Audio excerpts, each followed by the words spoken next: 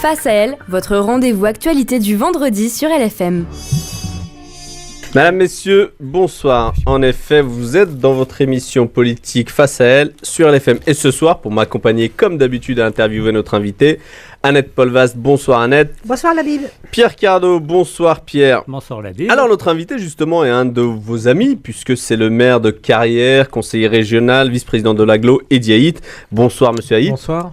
Alors on va peut-être commencer par nos coups de gueule, coups de cœur habituels. Annette, votre coup de cœur? Mon coup de cœur, c'est les milliers de connexions sur Internet qui ont été découverts au Parlement.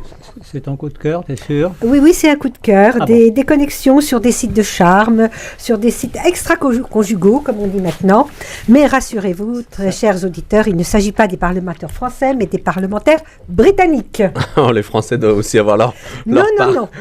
Votre coup de gueule? Mon coup de gueule, c'est contre François Fillon, qui est allé critiquer vertement devant Poutine en Russie, la France, sur ses positions. Évidemment, quand on choisit le moins sectaire entre le Front National et le PS, c'est pas étonnant que M. Fillon soit allé choisir M. Poutine contre la France. Pierre, je vais vous faire réagir sur votre coup de gueule, puisque j'ai vu que votre camp, la droite, est attaqué directement par Annette. Ah, moi je réponds jamais à Annette, moi j'ai trop peur, on sait jamais. Il y a des réactions des fois, j'ai pris des risques antérieurement, je ne recommence plus. Non, je vais faire mon coup de gueule, mon coup de cœur. On ne fait pas de polémique entre nous deux, c'est connu. Oui, enfin, il paraît. Ah, oui, non, c'est pas dans les règles du jeu sur cette radio. Alors, moi j'ai un coup de gueule qui concerne les lunettes, car contrairement à ce qu'on pourrait penser, on ne les a pas à l'œil en France. Et oui, la Cour des comptes a dénoncé un secteur qu'elle dit elle-même peu concurrentiel, opaque et cher surtout. On n'a pas dit onéreux, elle a dit cher, ce qui est différent. Donc, en fait, il semblerait que les opticiens aient une marge brute en moyenne de plus de 300 € par paire de lunettes. Ça va des fois jusqu'à 600. Donc, on peut appeler ça de la marge. Oui, c'est de la marge, c'est correct. Donc, en fait, il semblerait que dans certains cas, 2 à 3 paires de lunettes vendues par jour, ça suffit à maintenir en état une officine d'opticien. Voilà. Alors, il faut bien que le commerce fonctionne. Ceci dit, il faut savoir que depuis l'an 2000, on avait 10 000 opticiens en France. En 2011, on en a 23 675. Donc, on peut supposer que ça fonctionne bien. Alors, vous connaissez le taux de remboursement de la Sécu, il oscille entre 2 et 8%. Avec ça, on ne va pas loin. Ce sont les mutuelles qui payent parfois, quand on en a. Ce que reproche la Cour des comptes, c'est que la CNAM se désintéresse de la régulation de ce marché. Alors, il y aurait bien des solutions. Et pour l'instant, elles ne sont pas mises en œuvre. Il y a ceux qui sont pour, ceux qui sont contre. Le plus simple serait de passer des conventions, effectivement, avec un certain nombre d'opticiens qui accepteraient de pratiquer des prix raisonnables, en échange de quoi il y aura un meilleur taux de remboursement des mutuelles. Et bien entendu, le lobbying des opticiens est ultra présent sur la question. Votre coup de cœur? Alors, mon coup de cœur, c'est relativement simple. Il s'agit de lettres qui ont été échangées entre l'Iran et le président iranien, fraîchement élu, et le président américain, des États-Unis plus exactement. Pour la première fois, ils s'expriment, ils discutent, et il semblerait qu'ils aient envie d'améliorer la relation. Alors, comme ça fait quand même plus de 20 ans que c'est très tendu, et qu'on peut considérer que les relations sont à la limite du haineux entre les deux nations, dans un contexte où il y a autant de violence dans le monde, notamment dans le Proche et le Moyen-Orient, on peut espérer que ça donnera des idées à d'autres pour que les choses se calment. En tout cas, c'est déjà pour moi une bonne chose que ces deux-là commencent à discuter. Alors je disais tout à l'heure que notre invité est un de vos anciens collègues à l'Agglo. Est-ce que vous pouvez nous faire sa présentation en quelques secondes? Ancien, il est plus jeune que moi quand même. Un peu. Assez, oui. Heureusement d'ailleurs. Alors, Eddy Haït, c'est presque un gamin. Il est né en 75, le 17 juin à Poissy. Il a fait des études comme tout le monde. Je crois que c'était un peu histoire, comme toi. Paris 4 Sorbonne. Bon, j'espère que vous. Excellente faculté. Je confirme, je la crois. Je confirme. Alors, donc après ça, il apparaît brutalement. En 2004, il devient membre du Conseil régional d'Île-de-France. Oui. Donc là, il est élu à la proportionnelle. Il se frictionne avec la législative en 2007 dans la 12e circonscription des Yvelines. Il fait 47,68 des voix au second tour. Pas mal. Ensuite, de quoi, surtout vu son âge, maire de Carrières-sous-Poissy en 2008. Premier maire, paraît-il, de son origine dans une ville de plus de 10 000 habitants. Alors ça, c'est sur Wikipédia. Je ne sais pas pourquoi ils disent ça. Mais s'ils veulent. Et alors, vice-président de la communauté d'agglomération des Deux-Rives-de-Seine depuis 2008. En réalité, on n'était pas encore tout à fait en agglomération. Mais c'est vrai qu'aujourd'hui, on va peut-être aborder un peu le sujet de ce qu'il fait dans cette communauté d'agglo. Et en 2012, il a remis ça. Il s'est remis sur une élection législative dans la 6e circonscription des Yvelines. Bon, c'était pas la plus simple pour lui. Mais il a fait quand même plus de 40% des voix au second tour. Voilà, alors il a plein d'activités. Ce jeune homme, il est partout. Il est secrétaire national, membre du bureau national du Parti radical de gauche, vice-président des élus locaux contre le sida, vice-président du CRIPS en Ile-de-France. Il est devenu, après mars 2010, président du groupe PRG, MUP. Alors MUP, il faudra que tu nous dises ce que c'est, au Conseil régional d'Île-de-France. Président d'Arcadie. Manifestement, on est dans la création artistique. Et puis alors, il paraît qu'il y a des missions dans tous les sens là-dedans, dans ce secteur. Il va peut-être nous en dire un peu plus. En tout cas, c'est un jeune homme extrêmement actif. Au-delà de ses mandats, comment dirais-je, il aime beaucoup la com. Je dirais même qu'il est plus qu'actif, il est radioactif. Est-ce que le portrait qui vient d'être tiré vous correspond, monsieur Haït ? Déjà, je suis content de retrouver deux de mes anciens collègues, que ce soit Annette et Pierre, et puis avec une certaine émotion Pierre, puisqu'on a partagé un bout de parcours, notamment la création de la communauté d'agglo. Et puis Pierre m'a vu accéder à la mairie de Carrières-sous-Poissy. Il y a eu un bout de chemin avec Annette également quand on se croisait dans les différentes réunions qui regroupent les maires, puisque c'est une caste à part. Une fois qu'on est élu, on comprend tous pourquoi. On oublie vite pourquoi on a tant voulu occuper cette fonction qui, au final, nous occupe beaucoup trop quand on l'occupe. Mais on a toujours beaucoup de peine quand on l'arrête. Mais dans tous les cas, c'est une belle expérience. Donc je suis un petit peu ému que Pierre ait présenté le projet, mon parcours de cette façon-là. Mais parcours qui est fidèle. C'est vrai que je fais pas mal de choses. Bon, alors, ça a évolué depuis, puisque je ne suis plus président aujourd'hui du groupe à la région, mais délégué spécial du président à la modernisation de l'action publique. Je suis chargé de rendre davantage lisible l'action de la région, de rationaliser les dépenses publiques, d'harmoniser les prises de décision. Donc, un nouveau mandat qui me permet d'être au sein de l'exécutif maintenant. Et le groupe PRG MUP, donc c'est le Parti radical de gauche, la formation à laquelle j'appartiens, et le MUP, qui est la formation qui a été initiée par Robert Rue, donc qui compte 2 élus au sein de notre formation. Et donc, nous sommes rassemblés pour constituer un groupe progressiste et républicain au sein du Conseil régional d'Île-de-France. Donc le PRG s'est associé plus ou moins aux communistes, parce que Robert Rue, c'est un petit peu le PC, il me semble. Enfin, C'était. Alors, je ne sais plus. Oui, alors Robert Rue se définit comme un communiste. Il a créé un mouvement qui s'appelle le Mouvement unitaire progressiste. Robert Rue siège au sein du groupe radical au Sénat également, et nous avons décidé de nous rassembler à la région pour constituer un groupe, parce que pour tous ceux qui font un peu de politique, dans les assemblées, ils savent qu'il faut être en groupe pour exister, du temps de parole et des moyens. Et donc aujourd'hui, cette assemblée du PRG de MUP travaille à des propositions communes, et on a un très bon bilan de groupe. Et aujourd'hui, c'est une de mes collègues, Muriel Guénaud, qui est élue à Paris, qui est présidente du groupe et qui m'a remplacé. Robert Rue, je le charrie parce qu'effectivement, c'est un communiste, mais c'est un homme charmant au demeurant. Oui. Je le connais depuis longtemps. On dit de vous que vous êtes un boulimique du travail, que vous êtes en permanence en action, que vous êtes dans toutes les manifestations qui se déroulent dans votre municipalité, mais aussi dans l'agglo. Qu'est-ce qui explique autant d'énergie ? Alors, je suis comme tout le monde, quand je suis fatigué, je m'arrête, c'est un peu le principe, puisque j'ai quand même décidé, après avoir réfléchi et observé autour de moi, qu'il fallait conserver une part importante à la vie privée, à son couple, à son ami, et donc ça nécessite maintenant de garder des espaces. Et plus que jamais, je veille à ce qu'il y ait maintenant des temps partagés, et que le mandat, qui de toute façon peut servir à tout temps de prétexte à s'échapper aux tâches domestiques et familiales, ne le soit plus.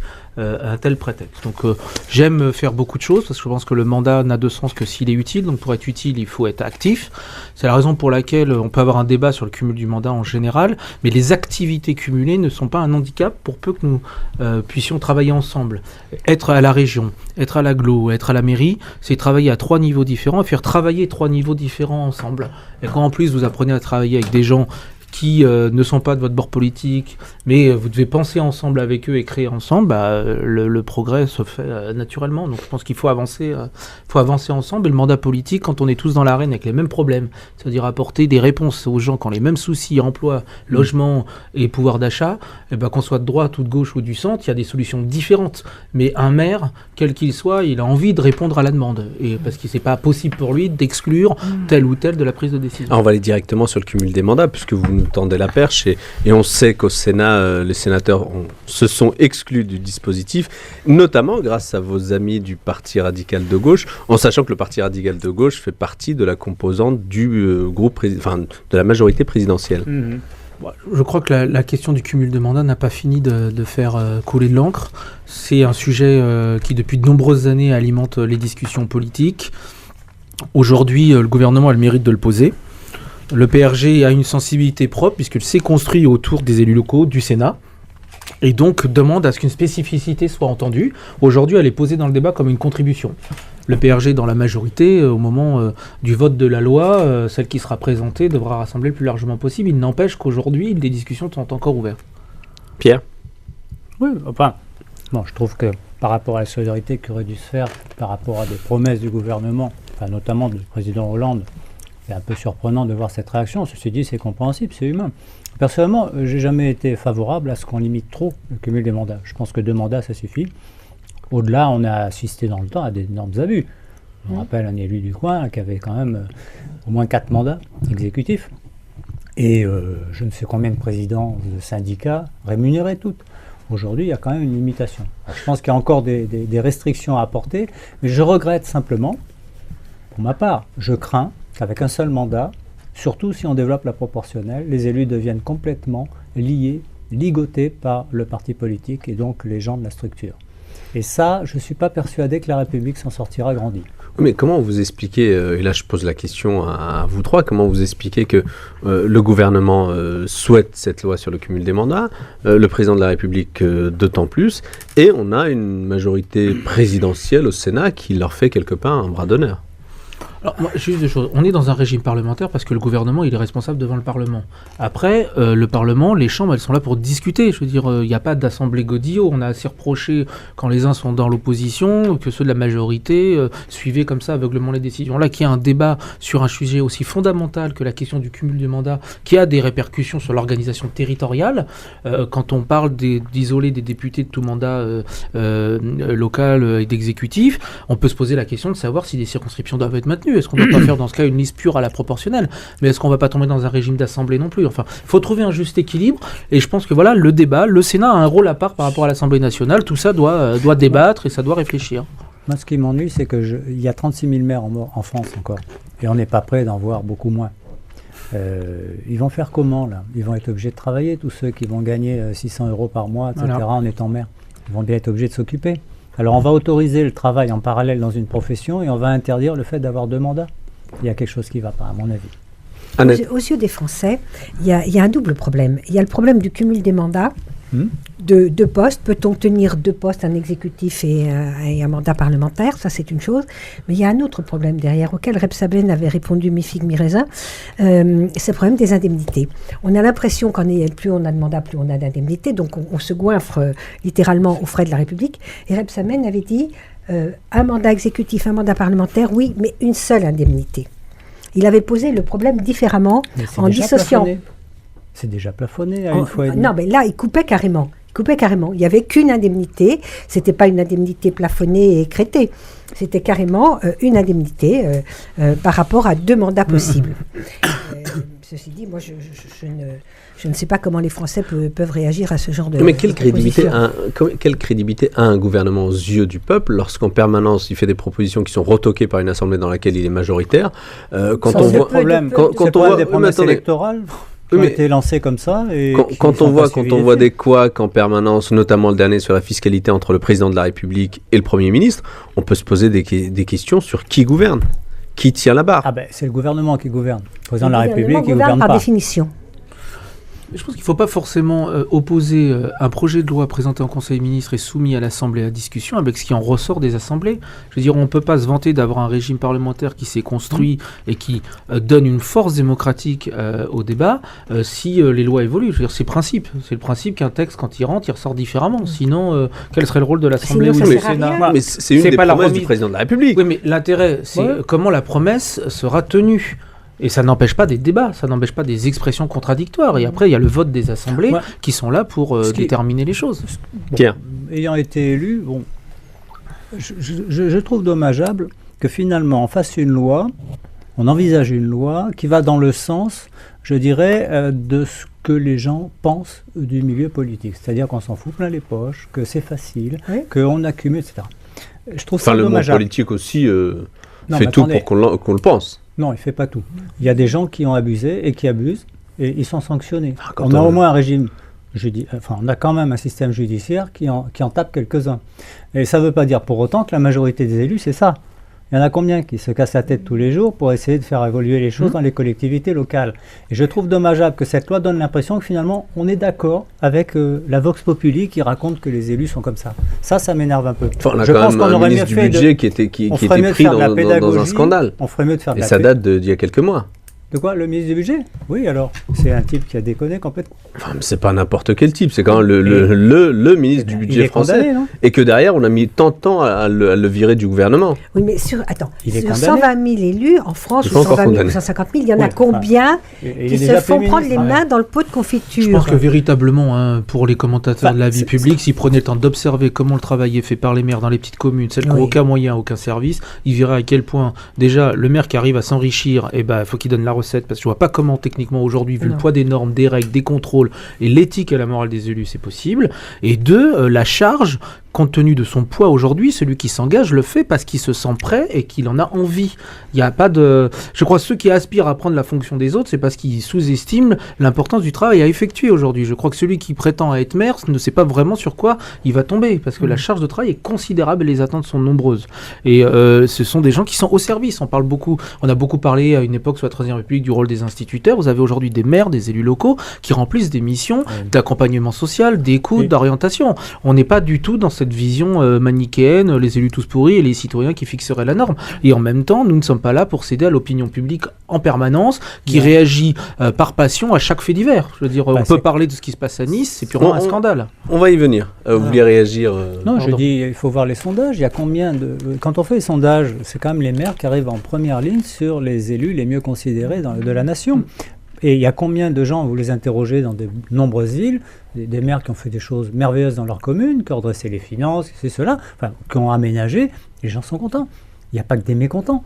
Et c'est pas parce qu'il y a un certain nombre d'individus qui déconnent et qu'effectivement il y a des dispositifs qui de temps en temps autorisent des dérapages qu'il faut condamner le système. Et je trouve dommage que la loi aille dans ce sens-là, semblant donner raison à tous ceux qui critiquent le milieu politique. Je pense qu'on aurait mieux à faire, et à faire de l'éducation notamment, parce que, entre nous soit dit, l'éducation civique à l'école, c'est pas ça qui vous apprend comment fonctionne la société.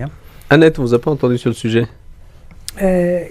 Désolé, par rapport à ce que vient de dire Pierre, le système fonctionne à double vitesse, et c'est évidemment pas à l'école qu'on pourra vraiment apprendre comment à nos élèves.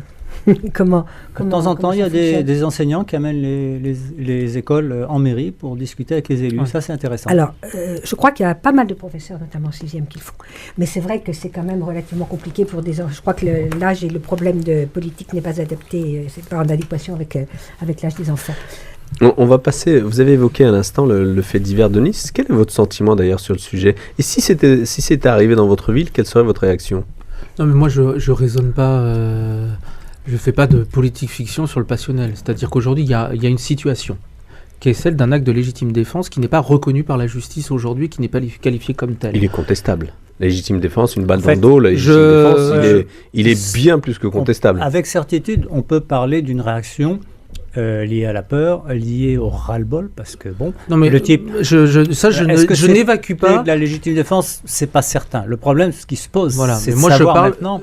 d'un point de vue de la Comment on qualification Voilà. de l'acte. Aujourd'hui, la justice ne retient pas la légitime défense. C'est exact. Et entendre aujourd'hui qu'on pourrait accepter qu'un acte de violence, c'est-à-dire que la loi du talion puisse reprendre place dans une république qui vit à travers la loi et qui rappelle que c'est l'État qui a le pouvoir de justice et de rendre D'accord. la police.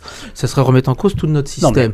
Que des élus locaux, quels qu'ils soient, puissent soutenir cette démarche me choque, puisqu'on est là pour rappeler l'autorité de la loi et rappeler que c'est l'État qui a le moyen de rendre justice. On s'est battu pour qu'il y ait une justice indépendante, pour qu'il y ait une justice qui ne soit pas le fait d'une humeur et d'une passion. Maintenant, si humainement on peut comprendre la passion, le ras-le-bol, la colère, parce qu'elle est humaine et il faut l'entendre, dont acte, mais le rôle des politiques n'est pas allé dans le sens de cette exacerbation de la passion. On n'est pas là pour ça, on est là pour rappeler la règle, parce que le jour où n'importe qui prendra un flingue ou un fusil pour abattre son voisin parce que le voisin aura mis la musique trop forte, on se rendra compte qu'il sera déjà trop tard. Monsieur le maire, il est évident qu'en tant que politique, on ne peut pas s'autoriser à expliquer qu'il faut enfreindre la loi ou ne pas la respecter. Mais ça a été dit la par loi certains. est la loi.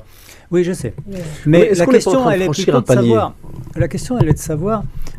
Ça se passe dans nos villes, on est maire.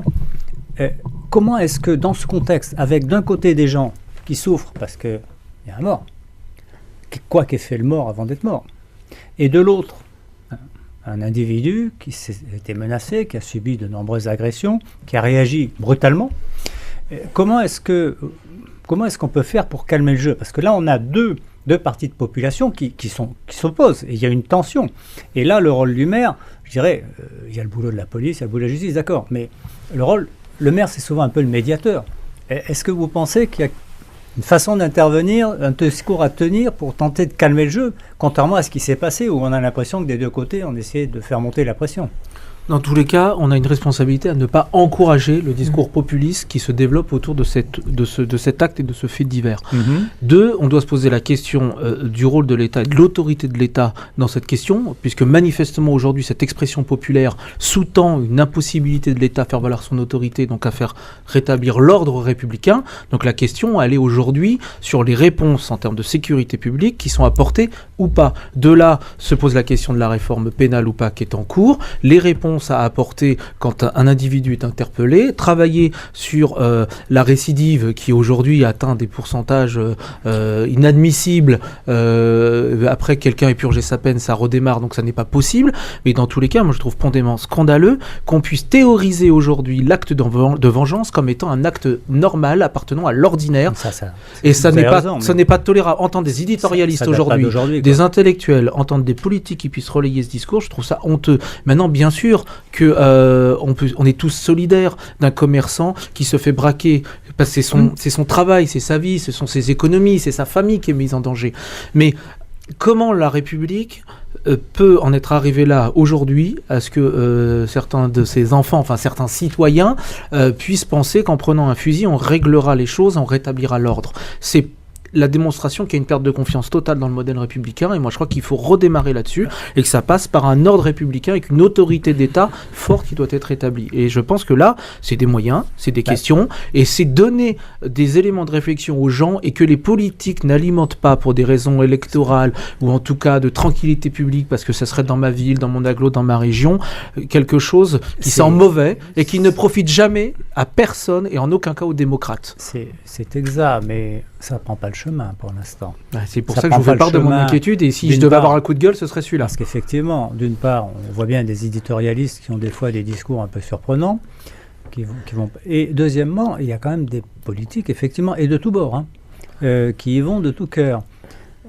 Mais il n'y a pas que ces acteurs-là qui jouent un rôle. Quand je vois les films qui viennent souvent de l'outre-Atlantique, la façon dont les choses sont présentées par un certain nombre de cinéastes, j'avoue que ça peut donner des idées, effectivement. Enfin, on va pas mettre quand même sur le même pied les films et les élus de la République qui vont dans des manifestations pour soutenir ce type de... Non, mais à force d'avoir une répétition d'un certain type de film et de série, on peut se poser la question de savoir si ça n'influe pas un peu sur la façon dont les gens regardent les faits divers. Mais quand on voit des élus de la République manifester à Nice en faveur du bijoutier, quand on entend encore dans le Nord qu'un maire a dit s'il faut abattre un Rome, on le fera. Il y a un débat sur le port d'armes qui est toujours pas réglé.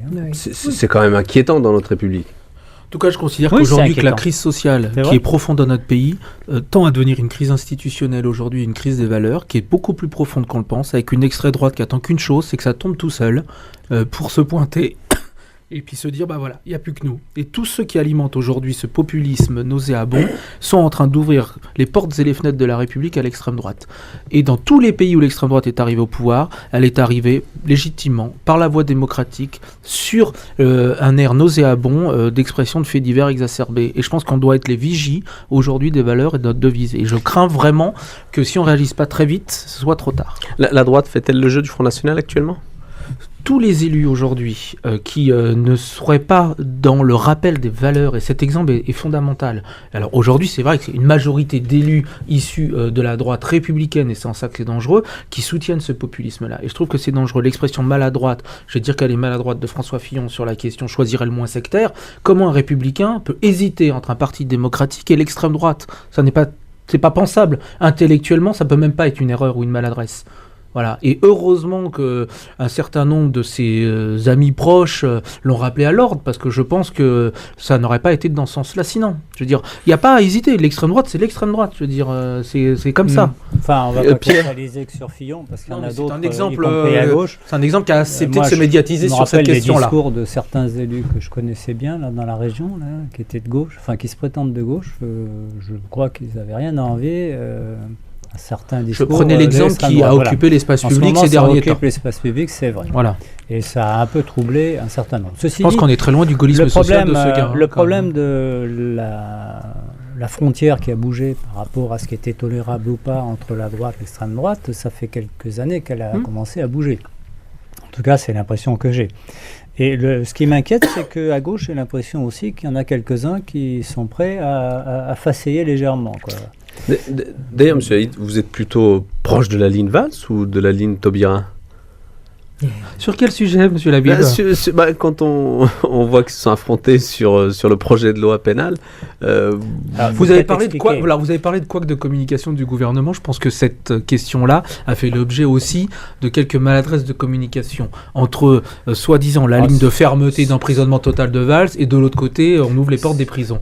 Ça, c'est la caricature qui a permis à des éditorialistes de vendre du papier. C'est bien, c'est la presse est libre. Enfin, mais on sait que c'est deux lignes quand même. C'est plus compliqué que ça. Comment on pose la question de la lutte contre la récidive, le fait que la France est régulièrement sanctionnée compte tenu de l'état de ses prisons et rappelée à l'ordre sur le traitement inhumain à l'intérieur de ces prisons, et comment en même temps on tient un discours de fermeté. Je pense que tout se travaille à ce que cette chaîne soit reprise de la bonne façon. La récidive aujourd'hui, mais comment on peut expliquer, alors qu'on n'a jamais enfermé autant de monde, que les récidives soient aussi importantes ? Ça veut dire qu'il y a un souci. Il y a un souci sur la réinsertion, il y a un souci sur les procédés qui sont mis en place après la prison, etc. Et en même temps, on ne peut plus ne pas enfermer. Donc quand je parle, moi, d'autorité de l'État, c'est qu'à un moment donné, ça passe par des prises de décision publiques courageuses qui font que on doit réfléchir aux moyens de lutter contre la récidive par des conseils d'insertion et de probation en nombre suffisant, c'est-à-dire en travaillant sur l'accès à l'emploi, en travaillant sur la construction d'établissements pénitentiaires qui permettent d'avoir une chaîne qui apporte toutes les réponses possibles. Madame Taubira est ministre de la République, elle n'est pas une 68arde attardée. Manuel Valls est ministre de la République et c'est pas le père Fouettard. Je veux dire par là, c'est qu'ils travaillent ensemble et qu'il y a eu peut-être des couacs de communication sur les expressions des projets. Mais moi, je crois là-dessus sincèrement au fait qu'il faut travailler sur toute la chaîne. Il y a un ascenseur complet à rétablir sur cette question-là. Pierre ? Alors, je fais court parce que le débat est très dense. Le débat est dense. Moi, je crois que... Enfin, Manuel, on le connaît depuis avant les élections, avant qu'il soit mis à l'intérieur, il avait déjà un discours qui était quand même... Vous l'appelez Manuel, vous ? Oui, on se connaît. Vous savez, les maires de villes et banlieues, ils ont une fâcheuse tendance, qu'ils soient de droite ou de gauche, à être assez solidaires sur certaines problématiques. Quand ils voient la population qui souffre, ils ont envie d'avoir quand même de la part de l'État des réactions fortes. Parce que ce qu'il faut d'abord protéger, c'est ceux qui souffrent. Et d'ordinaire, ils sont souvent victimes des délinquants, même si les délinquants eux-mêmes sont victimes d'un certain nombre de choses. Ok. Enfin, mais les droits de la victime sont essentiels. Les droits de la victime, il ne faut pas les oublier. Et là, en fait, je pense que le débat était volontairement un peu faussé. Alors qu'entre les deux, ils ne soient pas d'accord, ça j'en suis sûr, ils ne sont pas tout à fait d'accord sur beaucoup de choses. Ceci dit, ça fait des années et des années, si on reprend les comptes rendus de l'Assemblée nationale, des débats divers et variés selon les gouvernements de gauche, de droite, qu'on parle du problème de la sortie de prison, comme on dit, éviter les sorties sèches. Alors, ils ont tous prononcé ce terme. Ils se sont tous battus pour ça. C'est pas normal, il ne faut pas que les gens sortent brutalement. Du jour au lendemain, ils sortent de prison et puis ils sont dans la nature. Ce qui se passe très souvent. Et c'est vrai que c'est dramatique, parce qu'il y en a plein qui repiquent. Parce qu'à partir du moment où vous ressortez de prison, vous n'êtes pas attendu, vous n'êtes pas encadré, vous n'avez peut-être pas de logement, bon, il y a des chances que vous repiquiez. Voilà. Donc la récidive, elle vient aussi du fait qu'il n'y a pas. Donc tout le monde a voulu ça. Alors le problème qu'on a, c'est, vous savez, l'état des prisons, il n'y a pas assez de place, il y a trop de monde, ils sont les uns sur les autres, et ça donne des trucs dramatiques. Donc ce que s'est dit Taubira, on peut être d'accord ou pas d'accord, mais bon, je vais prévoir des contraintes pénales, c'est-à-dire qu'ils ne vont pas faire de prison, ils ont moins de 5 ans de peine, et puis on va les mettre dehors. Enfin, ils ne vont même pas rentrer, parce que comme ça, on va éviter de continuer à entasser. Et de l'autre côté, on dit, bah oui, mais ce serait quand même peut-être plus simple de construire des prisons qui soient adaptées, quoi. Voilà, le débat, il se tient là. Alors effectivement, bon, c'est facile de dire, ah ben, ils les relâchent, voilà, on les remet dans la nature, les délinquants. C'est pas aussi simple que cela. Je pense que ça mérite pour le moins réflexion. C'est peut-être pas la bonne solution en totalité, c'est sûrement une solution qui répond en partie au problème, mais ça ne suffit pas. Mais de là à ce qu'ils s'engueulent là-dessus entre Valls et Taubira, je pense que là on a fait monter la pression. Je suis pas ça, on n'avait pas besoin, c'est eux qui l'ont monté eux-mêmes. Je crois que c'est Valls qui a écrit au président de la République, c'est pas nous qui avons écrit au président de la République. Je pense qu'ils ont envie l'un et l'autre de se monter l'école pour savoir qui sera le meilleur. Dès qu'il y aura un poste à prendre. Vous avez vu, l'horloge avance et on va réagir très vite sur la région. Moi, vous disiez tout à l'heure que vous étiez conseiller spécial du président. Délégué spécial. Ou délégué spécial du président, mais ça veut dire quoi précisément? C'est quoi exactement? Vous avez l'exécutif de la région qui est comme les adjoints, les conseillers délégués qui accompagnent le président. Vous avez un nombre de vice-présidents qui ont des fonctions et le président de la région a décidé d'élargir son exécutif en nommant un délégué spécial à une problématique spécifique sur un mandat, et donc je suis en charge de la responsabilité sociétale et de la modernisation de l'action publique locale. C'est beau, c'est une vice-présidence qui ne dit pas son nom. Ouais, dans tous les cas, ça me permet aujourd'hui d'apporter une contribution significative au fonctionnement de l'exécutif, et d'ores et déjà on a mis en place un certain nombre de mesures, l'ouverture des données publiques, la création d'un poste de médiateur régional. L'Île-de-France sera la première région à se doter d'un poste de médiateur qui fera l'interface entre des administrés et l'institution en cas de litige. Nous allons là travailler sur une refonte des dispositifs liés aux organismes associés pour réduire les dépenses, harmoniser les procédures, rendre davantage lisible l'action publique. Aujourd'hui, les citoyens demandent de la lisibilité de l'action publique, une action moderne, efficace, utile.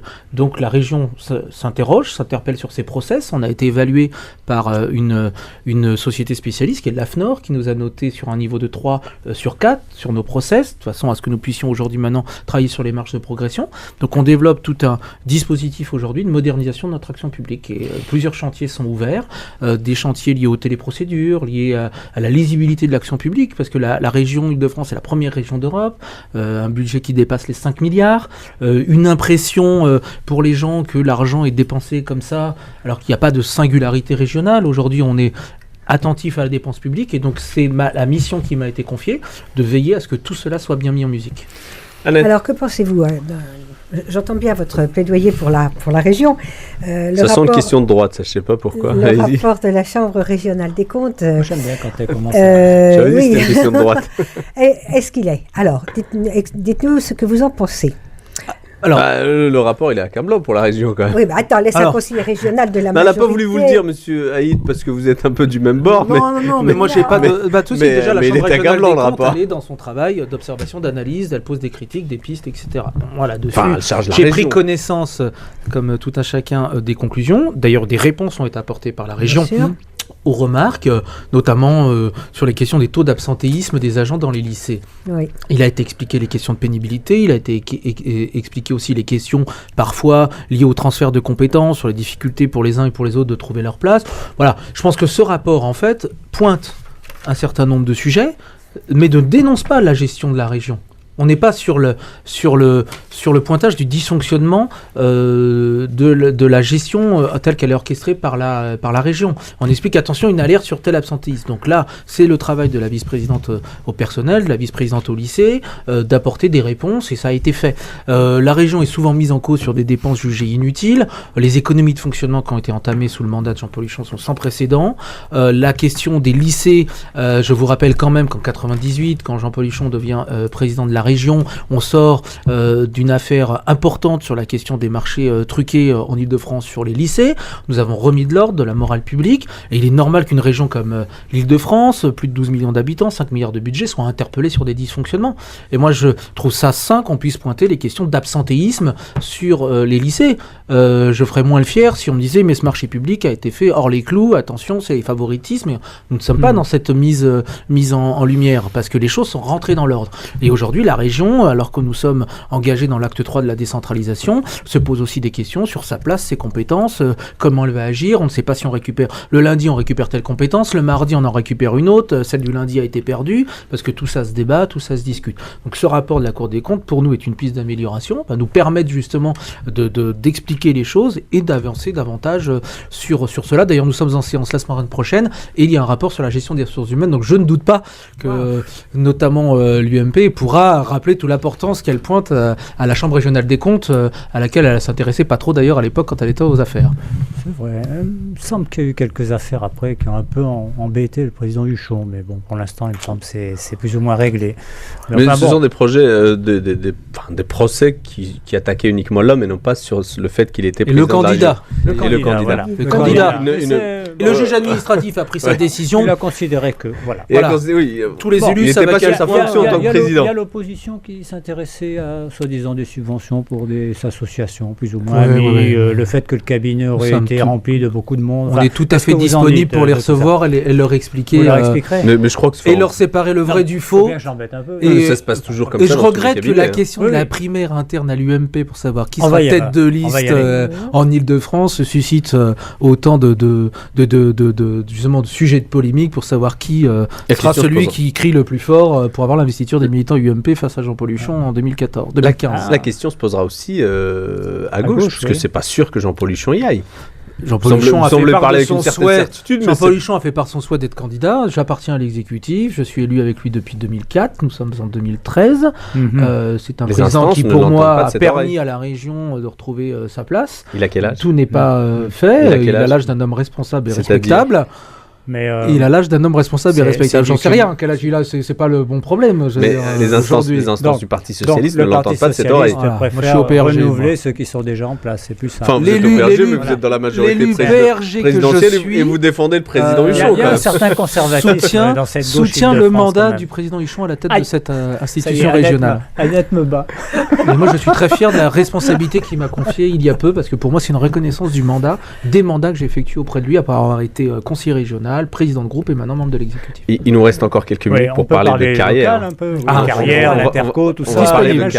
Parlez-nous toujours disponible pour parler des gens. C'est quoi votre peuple de l'herbe ? C'est quoi ? C'est un projet magnifique du Conseil général des Yvelines qui a souhaité porter son regard sur ma ville et investir près de 20 millions d'euros sur l'aménagement de 113 hectares avec le soutien de la communauté d'agglomération. À travers vous d'abord, Pierre, puis Philippe Toutou aujourd'hui à la tête de la présidence, pour plusieurs millions également. Et donc c'est le plus grand parc départemental des Yvelines qui est en cours de réalisation aujourd'hui. Déjà 6 hectares ont été aménagés sur les 113. Et puis c'est le projet labellisé Life Plus par la Commission européenne en France. Donc pour moi c'est un beau signe de reconnaissance du dynamisme territorial communal, mais aussi intercommunal, puisque cet agglo avait tout pour ne pas fonctionner, puisque que des handicaps, que des difficultés, que des problèmes financiers. J'arrive. Voilà. Mais surtout des élus qui avaient décidé de faire le pari de l'intelligence partagée et collective. Alors d'abord collective, parce que partagée, on a fait ce qu'on pouvait. Mais je le crois sincèrement, parce que quand on arrive avec tous les préjugés d'un jeune élu à qui on a simplement appris qu'en face c'est le mauvais camp et qu'on est face à des vieux gribouts qui ont aussi les mêmes réflexes face à un petit jeune en se disant oulala, qu'est-ce qui va se passer ? Et ben on a tous appris à travailler ensemble parce qu'on y était contraints dans un territoire qui a été abandonné pendant près d'une génération et qui aujourd'hui trouve sa place sur l'urbanisme, sur le transport. Et je le crois sincèrement, puisque des places plus faciles pouvaient s'offrir à plein de jeunes élus. Et moi, j'ai fait le choix d'être fidèle à ma ville, j'ai fait le choix d'être fidèle à un territoire qui devait connaître sa mutation profonde. Il faut quand même lui souligner que dans une agglo de droite, il la vante régulièrement un peu partout. D'ailleurs, dans un de ses éditos, il met une agglo vivante. Alors, pour une agglo qui est de droite, Je suis et pour un homme de gauche... Je suis d'abord premier vice-président d'une agglomération qui, aujourd'hui, est un outil technique, administratif, réglementaire et financier au service du développement d'un territoire, donc des gens qui y vivent. Et vous aimez la culture, je crois, monsieur le maire Vanderbilt. Ça avance, votre château, là, avec la création, comment vous appelez ça là? La fabrique numérique. Alors, fabrique numérique. Je suis vice-président, monsieur le président, vous le savez, puisque suite à vos arrêtés... Attendez, expliquez-nous ce que c'est, parce que... Non, mais dans le cadre de la délégation à la culture qui est la mienne, la communauté d'agglomération gère le parc aux étoiles à Triel et la restauration du château Vanderbilt, qui est un ancien milliardaire américain décédé aujourd'hui, qui est venu s'installer à Carrière, fan d'hippisme, entre Deauville et Maisons-Laffitte. Et ce château, aujourd'hui, a été donc donné par la société propriétaire à l'Agglo, qui a décidé de la positionner comme étant un champ de culture numérique, de résidence artistique et de fabrique culturelle au sein de l'intercommunalité. Donc ce château, aujourd'hui, va connaître son ouverture au mois de juin. Les travaux avancent à marche forcée, avec un financement qui est calé, obtenu, avec des subventions de la région, du département, de l'Europe, de l'État, de l'Agglo, et une participation après de la ville au fonctionnement. Mais la ville s'en sort très très bien sur cette opération, oui, je crois, puisqu'elle ne met pas un centime d'euro en investissement. C'est juste à côté de Fabrique 21 aussi. Juste à côté de la Fabrique 21, qui est le premier hôtel d'entreprise fabriqué par des éco-constructeurs pour les éco-constructeurs en Ile-de-France. Alors, près d'1 million d'euros de la région Ile-de-France, donc de la majorité du président de Pollution. Elle donne. Il parle de Jean Polluchon régulièrement. Je crois qu'il y a toutes les phrases. Ici, Jean Polluchon, on voit qu'il a d'excellentes relations avec Jean Polluchon. À chaque fois que je cite Pierre Cardot, je dois citer Jean Polluchon, c'est pour l'équilibre des débats, et surtout par respect pour ma collègue et néanmoins amie Annette Pelvast. À Jean Polluchon, quand même, ça doit lui faire on va lui envoyer. Moi, je voudrais juste revenir sur Carrière. Un certain nombre de projets immobiliers sont en cours, mais vous avez aussi un certain nombre de freins, et il y a des promoteurs qui ont jeté l'éponge. Alors, moi, je suis très content que vous me donniez la parole sur ce sujet-là. Il s'agit d'une ZAC, d'une zone d'aménagement concerté, pour celles et ceux qui ne sont pas trop familiarisés avec ces thèmes, une ZAC d'État dans le cadre de l'opération d'intérêt national OIN-Seine-Naval. C'est un écoquartier par la préfecture de région et un nouveau quartier urbain par la région Île-de-France. Si je le dis, c'est que c'est un projet qui est partagé. Donc, c'est pas le projet du maire de Carrière-sous-Poissy. Il n'a pas besoin de ça pour mettre une plaque avec son nom. C'est un projet qui répond aux besoins de logement, aux besoins de mobilité, aux besoins de développement commercial. Et comme tout projet d'envergure, puisqu'il s'agit de faire 2800 logements sur 10 ans, il y a des freins. Mais avant qu'il y ait des freins, il y a surtout une adhésion de la population. On a eu une concertation exemplaire en 2010 qui avait d'ailleurs été animée par Pierre Cardot et Philippe Tautou à l'époque où il était vice-président de l'aménagement. Et on n'a pas eu un seul recours contentieux d'un habitant sur 2800 logements. Je crois que c'est quasiment un fait unique, même pas un recours contentieux. Aujourd'hui, comme tout projet d'envergure à forte dimension commerciale, puisqu'on est sur des dizaines et des dizaines de millions d'euros de chiffre d'affaires à venir avec une marge de progression importante, et les négociations et le rapport de force se font. Nous discutons avec l'enseigne Leclerc aujourd'hui la définition d'un projet commun. Les discussions se passent très bien avec l'enseigne Leclerc, qui a fait valoir par son adhérent local, uniquement son adhérent local, et pas l'enseigne qui soutient le projet, un certain nombre de recours qui sont aujourd'hui des freins sur la commercialisation. Et quand je dis commercialisation, c'est même pas vrai, puisqu'on est à 75% d'un taux de commercialisation, ce qui est un taux assez extraordinaire pour un projet sur 2800 logements. Et aujourd'hui, il n'y a aucun promoteur qui a abandonné, puisqu'on se retrouve tous la semaine prochaine pour renouveler la convention de mise à disposition d'un espace qu'on appelle le village de la centralité, qui regroupe la maison du projet. Seulement, il y a un promoteur qui a dit, moi je fais une pause sur la commercialisation aujourd'hui. Pourquoi ? Parce que déjà, il a quasiment tout commercialisé. Mais c'est surtout qu'à cause de ce recours individuel et personnel d'une personne, il ne peut pas vendre des appartements aux familles qui ont réservé. Donc lui a une politique interne commerciale à sa boîte qui est de dire je dépense pas de l'argent dans un bungalow de vente et je reviens dès que tout ira mieux. Là, je rappelle aussi qu'en première instance, l'adhérent local de cette enseigne a été débouté avec une qualification digne d'un recours abusif. Il fait appel, le mémoire est à l'identique, on attend une décision à la fin de l'année. Moi, c'est pas le projet du maire de Carrière ou de l'Agglo ou de la région qui est embêté, c'est le projet de ville, d'habitants et notamment de Carriérois qui achètent des logements. Parce que l'accession à la propriété, quand elle est facilitée, elle est possible. Et donc je trouve assez irresponsable d'empêcher des gens d'acheter un bien, de se loger avec leur famille, d'accéder au commerce, d'avoir les mobilités pour accéder à l'emploi. Parce que les mobilités, c'est pas simplement pour se faire plaisir, une question d'égalité des chances à l'accès à l'emploi. Si on gagne un quart d'heure sur un trajet, on vit mieux, moins de stress, on est plus épanoui au travail, on a une productivité intéressante, on est épanoui dans le travail, on rentre chez soi, on a une vie de famille, on participe à la vie associative, c'est la notion de temps partagé, temps équilibré. Voilà. Donc ce projet, il est sur les rails, un groupe scolaire a été lancé.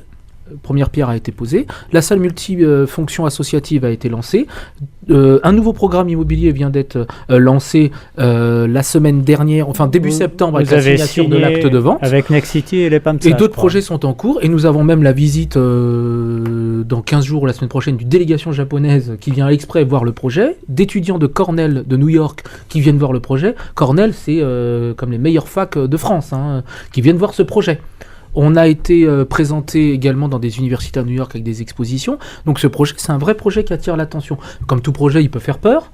Seulement, il est expliqué. Et je vous dis, le fait qu'il n'y ait pas eu un seul recours d'habitants me fait se présager que ce projet va tenir les délais qui sont les siens. 2020, 2023, c'est la réalisation de ce projet, qui est un projet de ville pour Carrières, une chance historique pour cette ville, qui n'est qu'une ville dortoir, de ne plus être une ville dortoir et d'avoir un vrai pôle de développement. Divisé complètement en deux. Oui. L'objectif, c'était de développer en les deux, entre back-office, des sociétés de logistique. Bah voilà. Aujourd'hui, c'est un projet de ville qu'on veut. C'est-à-dire les gens, ils vont y travailler, ils vont y bouger, ils vont y vivre. Là, on voit l'exemple d'intérêts individuels qui viennent contrer l'intérêt collectif. Sur le port, c'est un peu pareil. Qu'est-ce qui se passe? Vous en êtes où là? Ça avance cette histoire?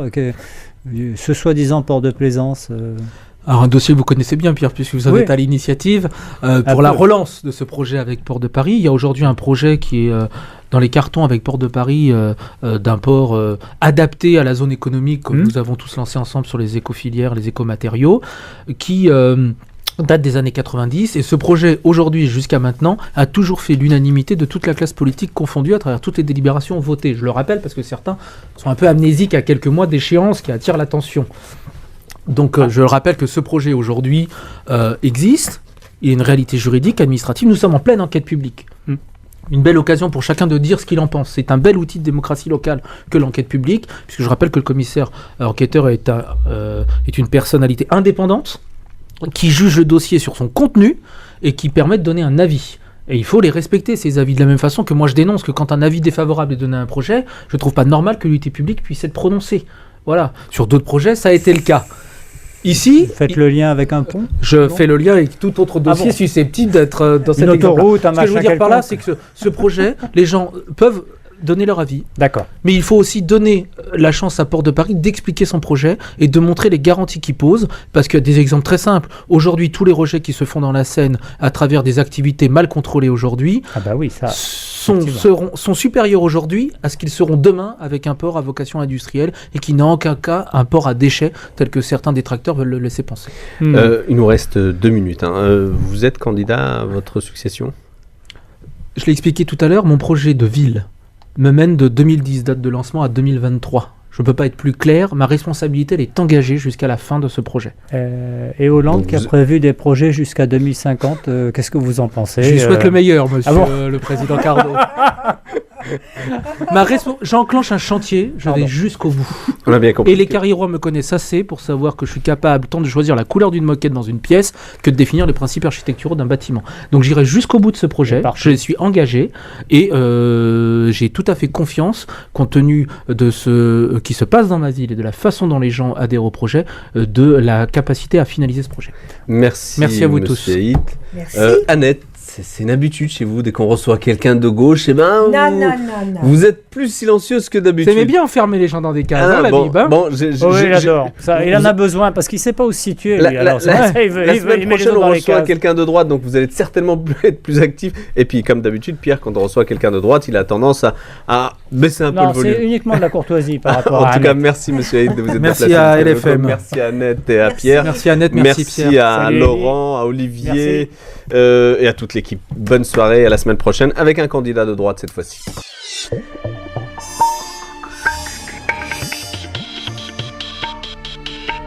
Face à elle, votre rendez-vous actualité du vendredi sur LFM.